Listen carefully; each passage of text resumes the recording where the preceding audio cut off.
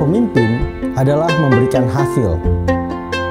Seseorang tidak akan bisa menjadi pemimpin yang efektif bila dia tidak bisa memberikan hasil sesuai dengan harapan pelanggan atau organisasi yang memberinya kepercayaan. Seorang pemimpin memberikan hasil melalui orang lain, seperti yang sudah kita bahas di diskusi-diskusi kita sebelumnya. Jadi, kemampuan untuk menggerakkan anggota timnya untuk mencapai tujuan dan meraih hasil yang diinginkan oleh pelanggan dan organisasi menjadi kemampuan yang paling fundamental untuk menjadi seorang pemimpin yang efektif. Anggota tim biasanya terdiri dari orang yang banyak dan beragam latar belakangnya, bervariasi pengalaman-pengalamannya, kemudian kompetensinya pun berbagai macam, serta karakternya berbeda-beda. Hal ini menjadi salah satu tantangan bagi seorang pemimpin. Bagaimana dia bisa menyelaraskan keberagaman yang ada di dalam organisasinya sehingga bisa tetap mencapai tujuan yang diinginkan. Ada banyak tantangan yang muncul untuk bisa menyelaraskan tim dalam mencapai sebuah tujuan. Biasanya yang paling fundamental, yang pertama adalah tidak adanya atau ketidakjelasan dalam sasaran atau tujuan yang diingin dicapai. Yang kedua, tidak adanya akuntabilitas di dalam tim tersebut.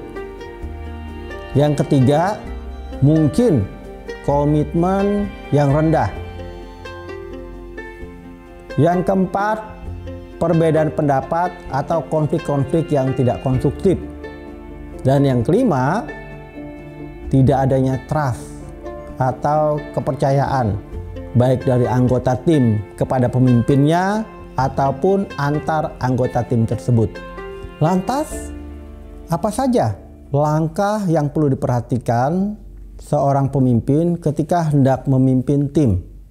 Ada 7 langkah yang perlu diperhatikan oleh seorang pemimpin ketika dia mempersiapkan timnya untuk mencapai hasil. Yang pertama, pahamilah tujuan dan harapan dari pelanggan ataupun organisasi yang ingin dicapai oleh mereka. Yang kedua, pahamilah sasaran, peran, dan tanggung jawab tim yang Anda pegang. Yang ketiga, komunikasikanlah kepada anggota tim sasaran dan tujuan yang perlu dilakukan oleh tim. Yang keempat, libatkan anggota tim. Libatkan anggota tim dan diskusikan dengan mereka bagaimana cara melakukan aktivitas-aktivitas atau komitmen untuk mencapai sasaran tim. Yang kelima, sepakatilah cara untuk memonitor dan menjalankan akuntabilitas bersama.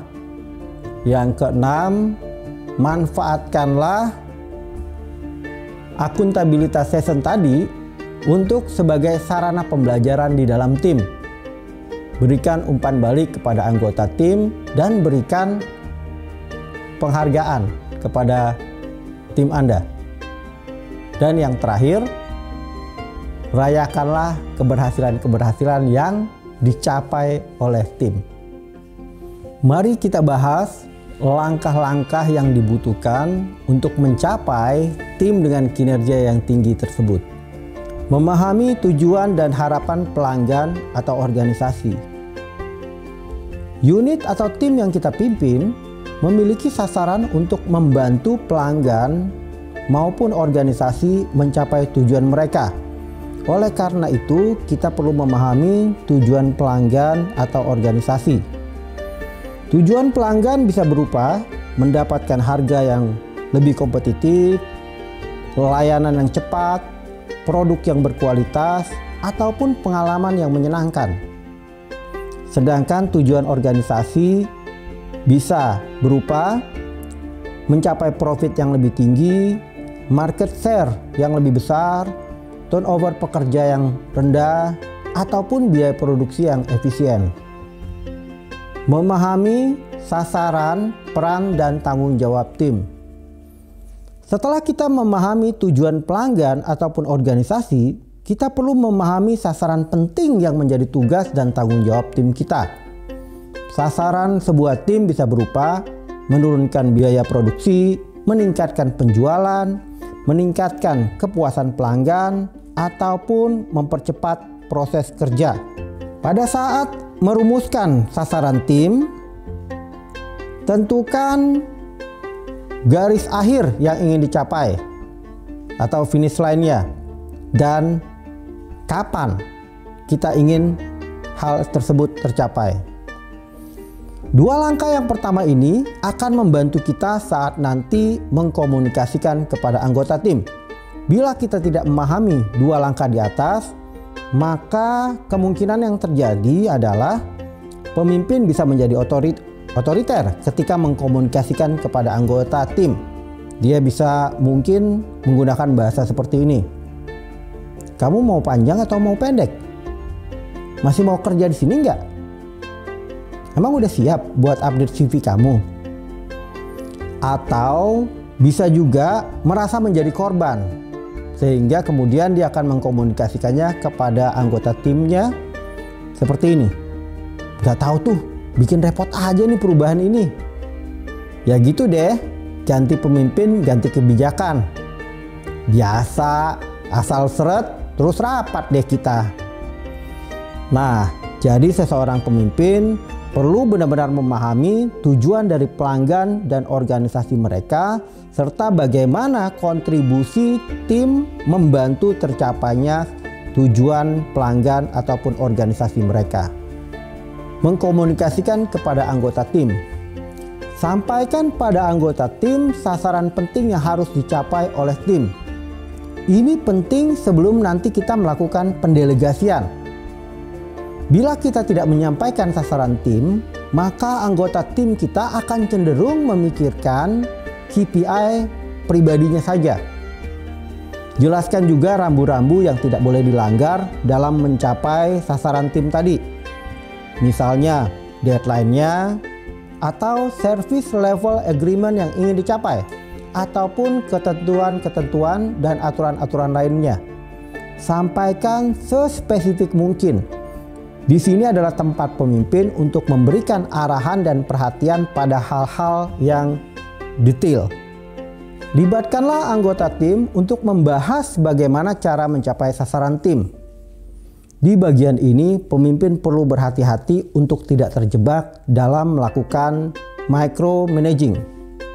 Setelah sasaran tim dan rambu-rambu disampaikan, pemimpin perlu melibatkan anggota timnya untuk menentukan bersama-sama langkah atau aktivitas yang mereka bisa lakukan dalam mencapai sasaran tersebut. Bila mereka tidak dilibatkan, kita akan kesulitan untuk mendapatkan komitmen mereka. Tanyakan pada mereka apa aktivitas dan komitmen yang bisa mereka lakukan yang memberikan dampak pada pencapaian sasaran tim. Gunakanlah keterampilan untuk bertanya atau melakukan coaching.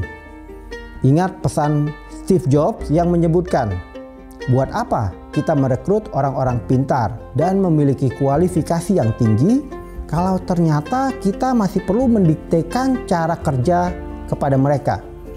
Bantulah anggota tim kita untuk berkembang dengan menemukan solusi sendiri atas tantangan atau masalah yang muncul. Sepakati bagaimana melakukan monitoring dan menjalankan akuntabilitas. Mencapai sasaran tim itu seperti melakukan perjalanan. Kita perlu bernavigasi untuk memastikan kita di arah yang tepat. Buatlah sebuah scoreboard untuk membantu kita dan anggota tim bisa melihat apakah aktivitas dan komitmen yang dilakukan oleh tim kita selaras dan memberikan dampak pada sasaran atau tujuan tim. Tunjukkan akuntabilitas kita sebagai pemimpin dan mintalah akuntabilitas dari setiap anggota kita. Pekerjaan kita akan lebih mudah bila kita menciptakan budaya kerja dengan kinerja yang tinggi serta mengembangkan transparansi di dalam tim kita. Ajaklah anggota tim untuk melakukan pembelajaran dalam setiap sesi akuntabilitas. Berikan umpan balik kepada mereka serta penghargaan. Manfaatkan sesi akuntabilitas untuk melakukan pembelajaran. Ajak tim untuk melihat aktivitas dan komitmen mana saja yang memberikan dampak pada pencapaian sasaran tim. Berikan umpan balik terhadap kinerja setiap anggota tim.